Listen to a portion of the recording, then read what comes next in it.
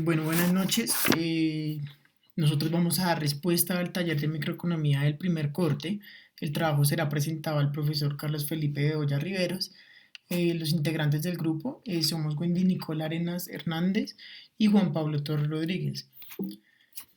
A continuación, les mostraré el contenido exacto de nuestra presentación, que empieza por axiomas de preferencias del consumidor, luego propiedades de las curvas de indiferencia, después el axioma débil de preferencia revelada, la relación marginal de sustitución, las curvas de indiferencia, la restricción presupuestaria y por último la maximización de la utilidad para bienes complementarios. Bueno, buenas noches. Vamos a empezar con axiomas de las preferencias del consumidor. Hay que tener en cuenta que todo lo que vamos a hablar durante este taller va relacionado a la teoría del consumidor. Y pues la teoría del consumidor es cuando los consumidores deciden cómo asignar su renta o su riqueza en la compra de distintos bienes, pues con el objetivo de alcanzar el mayor grado de satisfacción. En el caso de los axiomas de preferencias del consumidor, el consumidor pues tiene dos problemas, que es sus preferencias y sus restricciones. Las preferencias son las relaciones entre cestas según varian, o sea que permite comparar pues elementos, y las restricciones son el conjunto de cestas posibles. Las preferencias y las restricciones lo que van a hacer es determinar la elección del consumidor, pues para que maximice su bienestar. Una cesta de bienes se puede describir como una colección de números que indican la cantidad de cada mercancía que pues contiene la cesta. Para identificar qué cesta de bienes reporta al consumidor la mayor satisfacción, este debe poder ordenar de acuerdo con sus preferencias todas las cestas de bienes disponibles. Hay tres axiomas de preferencias que son las completas, las reflexivas y las transitivas. Las completas son donde podemos comparar dos cestas cualesquiera. Las reflexivas es en donde la cesta es igual de buena a sí misma. Y las transitivas es donde hay tres cestas posibles. Nosotros pues nos vamos a enfocar en las completas. En las completas hay otra subdivisión que son las estrictas, las débiles y las indiferentes. Las estrictas es donde el consumidor sí o sí va a escoger una de las cestas y su notación algebraica es x1, x2, estrictamente preferido sobre y1, y2, indiferente x1, x2, le parece para el consumidor, cuando es indiferente es cuando al consumidor le parece la una a la otra que igual de buenas o igual de malas, entonces la notación es cesta x igual a cesta y la débil es cuando el consumidor le parece la cesta Y igual de buena a la cesta X. Y pues la notación algebraica es cesta X preferida débilmente sobre cesta Y. Un ejemplo básico, pero que lo resume bastante bien, es en la estricta, cuando a un consumidor se le ofrece tanto zapatillas Adidas como Reebok, y se le ofrecen tanto un par de Adidas Superstar y dos pares de Adidas Campus, o dos pares de Reebok Nano y dos pares de Reebok Clásico. Aunque el consumidor se le ofrecen más pares de Reebok, él siempre va a preferir Adidas por diferentes situaciones, puede ser por precio, porque le parecen más cómodas, etcétera. La indiferente y la débil se pueden explicar con este pequeño ejemplo de 2 botellas de 1 litro y 3 botellas de 2 litros de Sprite, o 2 botellas de 1 litro y 3 botellas de 2 litros de 7-Up. Indiferente se le hace que ambas combinaciones son igual de buenas o igual de malas, y en la débil nos está diciendo de que va a preferir las Sprite sobre las 7-Up, pero no quiere decir que la 7-Up sea mala. Ahora seguimos pues con las curvas de indiferencia. Las curvas de indiferencia nos sirven para representar las preferencias del consumidor y pues nos muestran las diferentes canastas de bienes que dan el mismo nivel de satisfacción al consumidor. Tenemos 4 propiedades. La primera, las curvas de indiferencia más altas son preferidas con respecto a las más bajas. Esto quiere decir que pues los consumidores prefieren cestas de consumo con mayor cantidad de bienes que otra con menos. La segunda es que las curvas de indiferencia nunca se van a cruzar. Si se llegan a cruzar estarían incumpliendo con la primera propiedad. La tercera es que tienen pendiente negativa. Esto quiere decir que si las unidades de un bien disminuyen, entonces aumentan en el otro para poder satisfacer al consumidor. Si tiene una pendiente positiva, quiere decir que el consumidor está igual de satisfecho con dos cestas diferentes, lo cual contradice la primera propiedad. Y la cuarta es que son convexas al origen. Cuando hablamos de que son convexas es cuando la RMS disminuye a lo largo de la curva. Y pues el consumidor está dispuesto a renunciar a unidades del bien que tengan más abundancia que a unidades del bien que tengan menos abundancia. Un pequeño ejemplo lo vamos a tomar con gaseosas de 1 litro y 2 litros. La pendiente siempre se va a calcular como menos A sobre B. En este caso, lo que nos está diciendo es que el consumidor está dispuesto a renunciar a 2 botellas de 2 litros por una botella de 1 litro, ya que es el bien que menos tiene. Ahora seguimos con el axioma de de preferencia. El axioma de preferencia, según Varian, es solo una condición necesaria para que la conducta sea coherente con la maximización de la utilidad. Esto quiere decir que en el día 1, con un precio 1, el consumidor prefiere elegir la cesta X sobre la cesta Y. Y en el segundo día, con un precio 2, puede seguir eligiendo la cesta Y o puede elegir la cesta X. Perdón, puede elegir la cesta Y o la cesta verde. Esto quiere decir que en el segundo día, con un precio 2, el consumidor puede seguir eligiendo la cesta X o la cesta Y. Pero si llega a elegir la cesta Y, sería una contradicción porque él ya había revelado que prefería la cesta X. Vamos a manejar este pequeño ejemplo, que es en el día 1 se le van a ofrecer 3 manzanas y 2 peras, o 2 manzanas y 3 peras. En el primer día vamos a tener un precio de 500 y 600 pesos. Hacemos nuestro cálculo, que es multiplicar cada bien por cada precio. Y como nos damos cuenta, en el primer día tenemos un gasto con la cesta X de 2.700 y con la cesta Y de 2.100. Este día el consumidor prefirió la cesta X porque es la que mayor satisfacción le da. En el segundo día, con un precio totalmente diferente, que es 700 y 900 pesos, el consumidor puede escoger entre seguir con su preferencia de gasto en X, que será la cesta X, o puede escoger su preferencia Y. Si escoge la preferencia Y, va a ser una contradicción, porque nos está diciendo de que puede que un día cambie de opción a cambie a la otra. Además de que acá, si llega a escoger la cesta Y, quiere decir que también puede escoger la cesta X y quiso cambiar de decisión simplemente. Ahora bien, el tema de relación marginal de sustitución, esta es más conocida por RMS, y para definirla en pocas palabras, podríamos decir que es la que nos indica la máxima cantidad del bien Y que un consumidor está dispuesto a ceder o a pagar para obtener una unidad adicional del bien X. Eh, de la misma manera podemos verlo desde los ojos de la entidad a la cual está pues afectando esto, y es que la cantidad del bien Y que hay que darle al consumidor para compensarle por la pérdida de una unidad del bien X. Prácticamente eso es visto desde los ojos de la entidad a la cual está afectándole.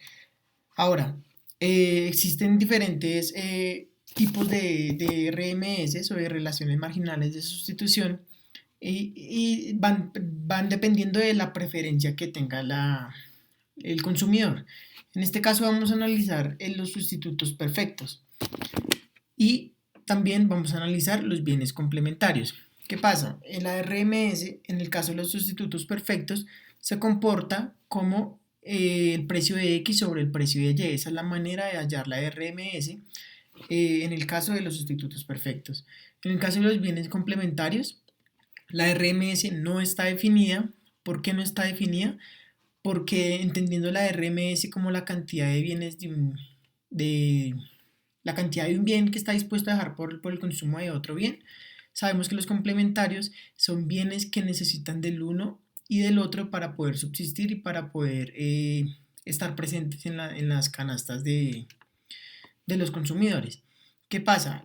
Al momento no podemos decir que una persona está dispuesta a dejar el bien de uno por el otro porque si no podría ser lógico y no tendría la manera de que ese bien subsista, como ya lo repetía. Ahora, en la parte de Cobb-Douglas, hallamos la RMS en la división entre A, que sería la constante que acompaña la variable x de nuestra función, multiplicada por y, dividido entre b, que es la constante que acompaña nuestra variable y en nuestra función, multiplicada por x. ¿Sí? Ahora existe otro caso que son las cuasilineales, que nuestra RMS en este caso está definida por la derivada de nuestra función de x, que va a estar planteada dentro de los ejercicios o va a ser hallada por la persona que la necesite en el caso. Repito, en nuestro caso nos centramos en los bienes sustitutos perfectos y en los complementarios, pero voy a mostrar el tipo de gráfico, el comportamiento de sus gráficas de cada uno de los bienes que acabamos de analizar. ¿Qué pasa? En el caso de los sustitutos perfectos se comporta igual que la recta presupuestaria. Lo que indica es que dentro de todo este límite que nos marca la recta presupuestaria van a haber cestas asequibles o cestas óptimas que el consumidor podrá elegir. Esa está representada por una recta porque un bien puede reemplazar al otro. En el caso de los complementarios, sabemos que no tenemos una pendiente definida, por ende no tenemos una RMS definida, entonces va a tener una forma de L en nuestra gráfica, debido a que podemos analizar que la pendiente de nuestro eje X va a ser igual a 0, pero la pendiente de nuestro eje Y no va a estar definida. Entonces, por ende, no podemos obtener una RMS de estos bienes. Ahora, en el caso de la Cobb-Douglas tenemos una curva un poco más abierta. Esta va a estar definida también sobre la recta presupuestaria. ¿Qué pasa? La recta presupuestaria nos va a indicar cuáles son los límites de las cestas que puede elegir el consumidor, y en este caso tendría que estar o dentro de la recta presupuestaria o sobre ella. ¿Sí? En este caso tenemos varias utilidades dibujadas. Podemos indicar que la utilidad más cercana al origen, que en este caso es 0, la podemos entender como utilidad 1, la siguiente utilidad 2 y la utilidad 3. Dependiendo de nuestra recta presupuestaria, podemos saber cuál de estas utilidades va a ser la que en realidad nos sirva a nosotros para obtener la máxima utilidad del consumo de bienes. En el caso de las cocilinales, la recta está representada como una curva un poco más cerrada. ¿Qué pasa con esta curva? También está sobre la recta presupuestaria y nos va a indicar qué tantas cestas son factibles y qué tanta utilidad se puede esperar del consumo de estos bienes. Listo, ahora como indiqué antes, nosotros nos centraremos en los bienes sustitutos perfectos y los complementarios. En el caso de los sustitutos perfectos, sabemos que la RMS, ya lo habíamos explicado, es la misma pendiente, solamente que es el valor absoluto de la pendiente, por ende en este caso va a estar positiva. Mi compañera ya explicaba que la pendiente tiene que ser negativa, pero en el momento en el que aplicamos el valor absoluto, automáticamente se convierte en positiva, pero la recta sin embargo va a seguir con una inclinación hacia abajo. La RMS ya sabemos que en los bienes sustitutos perfectos se halla como precio de X sobre precio de Y. En este caso tenemos un ejemplo un poco cotidiano, que es que X nos representa esferos rojos y Y nos representa esferos fucsias. Tenemos un precio establecido para los esferos rojos, que en este caso es de 8 pesos, o sea, el precio de X. Tenemos un precio establecido para los esferos fucsias, que es el precio de Y, que en este caso es 4 pesos. Tenemos una renta, que es el ingreso que tiene el consumidor destinado para el consumo de cierto bien, y en este caso es de 80 pesos. Tenemos una función de utilidad, que es la que nos va a indicar cómo se va a comportar nuestra gráfica y nos va a indicar cuál va a ser la cantidad de bienes que necesita de X y de Y para cumplir con la totalidad de su recta presupuestaria, de su renta. Entonces, la gráfica prácticamente nos indica la recta presupuestaria que tenemos, que corta en el eje Y con 20 y en el eje X con 10, y nos indica la RMS. ¿Cómo se interpreta la RMS? Que estamos dispuestos a dejar de consumir dos bienes de Y por consumir uno más del bien de X. ¿Sí? En este caso, esa es la interpretación de nuestra RMS en un bien sustituto perfecto. En un bien complementario, tenemos entendido que un bien complementario se puede decir, y repito, como un bien que depende del otro para poder subsistir, ¿sí? O que simplemente un consumidor no puede consumir un bien sin el otro. ¿Qué pasa? En este caso nosotros elegimos que X va a ser nuestro bien, que va a ser mantequilla, y Y va a ser pan.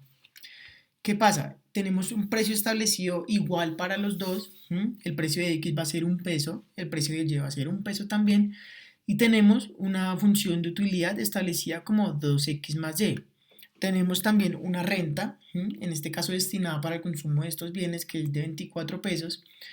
Y tenemos una fórmula que nos va a permitir identificar cuál va a ser la cantidad del bien X y cuál va a ser la cantidad del bien Y exactas para cumplir con la totalidad de la renta.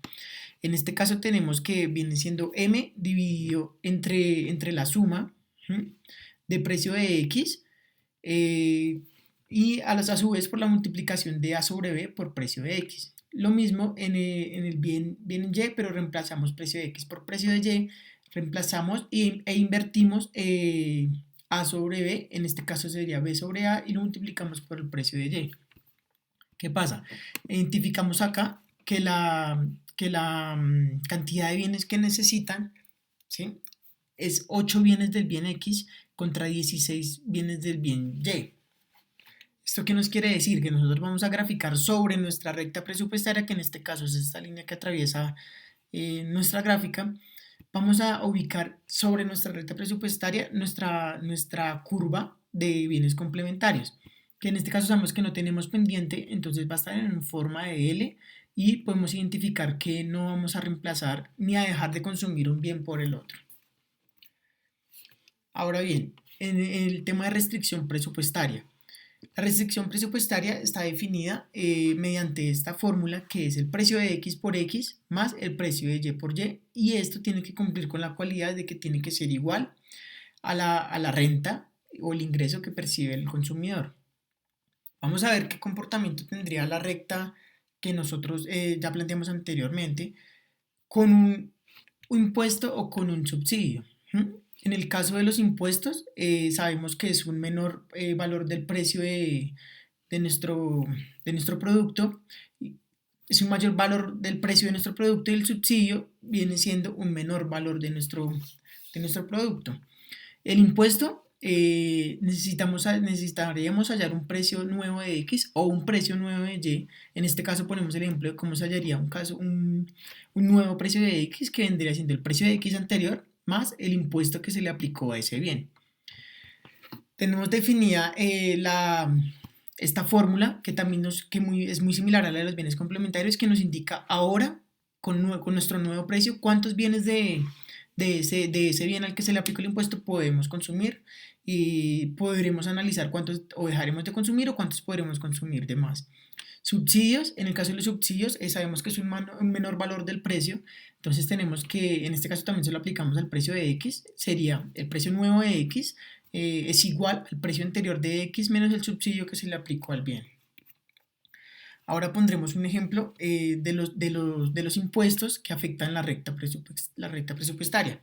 En este caso, pusimos dos bienes que son sustitutos perfectos, que son cremas dentales, una el bien X marca Colgate y la otra el bien Y marca Oral-B.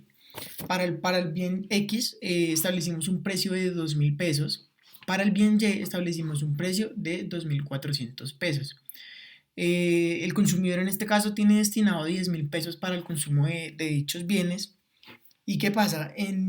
Al momento en el que el consumidor decida consumir más de 3 unidades del bien X, en este caso, tendrá que pagar un impuesto definido por la letra T.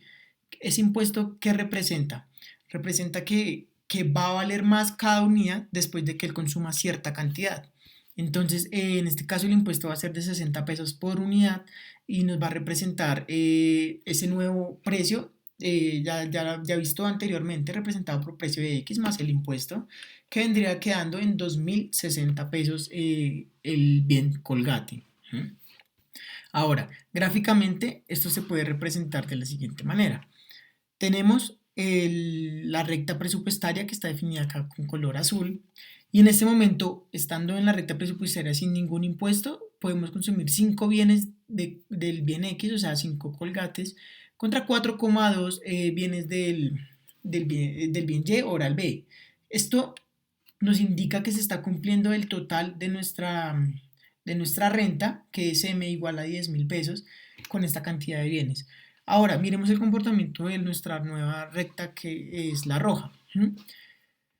De la cantidad de bienes de Y, podemos consumir la misma, pero como hay nuevo precio para X, la recta se va a comportar de igual forma que la anterior, hasta 3 unidades. Después de 3 unidades podremos adquirir menos cantidad del bien X. Entonces esto nos va a indicar que ya no podemos completar las 5 unidades que completábamos antes, sino que ahora después de 3 unidades podremos comprar con nuestra renta 1,9 unidades más. ¿Mm? Esto va a hacer que la recta se desplace hacia la izquierda, la recta roja, y por eso nos va a indicar ahora que con el total de nuestra renta, con el total de nuestros precios nuevos, podremos consumir 4,2 unidades del bien Y y 4,9 unidades del bien X. Ahora, con el ejemplo del subsidio, la curva se comporta bastante diferente. ¿Sí? En este caso nosotros decidimos aplicar el subsidio al bien y tenemos exactamente el mismo ejemplo. X viene siendo los colgates, Y viene siendo oral B. Precio de X exactamente el mismo, 2.000 pesos. Precio de Y exactamente el mismo, 2.400 pesos. Tenemos la renta, que es 10.000 pesos.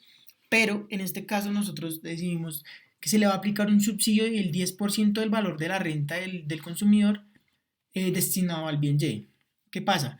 Tenemos ahora que esa renta va a ser el 10% de nuestra, ese subsidio va a ser el 10% de nuestra renta, y eso nos indica que son 1.000 pesos nuestro subsidio hasta el momento. Ahora tendremos que hallar el nuevo precio de nuestro bien Y, que fue el caso, en este caso el que se le aplicó el subsidio, que viene quedando, que es el precio de Y menos el subsidio. Recordemos que disminuye el precio al que se le aplica el subsidio. Entonces viene quedando en 1.400 pesos cada unidad del bien Y. Acá tenemos nuevamente graficado la recta presupuestaria anterior, que es que con nuestra renta podremos consumir 4,2 unidades del bien Y o de oral B y 5 unidades del bien X o colgate. Ahora, con nuestro subsidio, sabiendo que el precio es menor, podremos consumir muchas más cantidades del bien al que se le aplicó el subsidio, ya que va a estar un poco más económico, y veremos que con la renta que tenemos podremos adquirir más de ese bien. Entonces ahora está representado que con nuestros nuevos precios podremos seguir adquiriendo la misma cantidad de bienes de Colgate, que son 5 unidades, pero podremos adquirir 3 unidades más del bien Y, que vendría siendo Oral B. ¿Sí? Ahora podremos adquirir 7,2 unidades de Oral B y 5 de Colgate. Bueno, y pues por último vamos a hablar de una maximización de utilidad para bienes complementarios. Esto quiere decir es cuánto, como ya sabemos, los bienes complementarios no pueden subsistir uno sin el otro. Entonces aquí vamos a mirar cuánto podemos consumir máximo de cada bien. Tenemos pues las dos ecuaciones que nos van a ayudar a indicar en X y en Y cuánto vamos a consumir. En X vamos a tener la renta menos el precio de X más la división entre las constantes de X y Y por el precio de Y. Y en Y tenemos la renta dividido en el precio de Y más la división de las constantes de Y y de X por el precio de X. Como ejemplo, vamos a tomar que por cada celular consumimos un cargador. Tenemos pues nuestros precios correspondientes, que son para celulares 600.000 y para cargadores tenemos 50.000. Nuestra renta va a ser 1.300.000. ¿Qué hacemos en este caso? Calculamos nuestra renta presupuestaria como normalmente lo hacemos, que es renta dividido en precio de X y renta dividido en precio de Y, lo cual nos da que celulares podríamos consumir 2 y cargadores 26 con pues los precios que ya tenemos y para, para calcular ese máximo que podemos consumir tenemos pues las fórmulas que ya había dicho anteriormente y al reemplazar nos damos cuenta que por cada 2 celulares vamos a consumir 2 cargadores. Este 2 nos está indicando que es la cesta que mayor satisfacción va a brindar a nuestro consumidor. Entonces, 2 celulares, 2 cargadores. Y pues eso sería todo. Muchas gracias.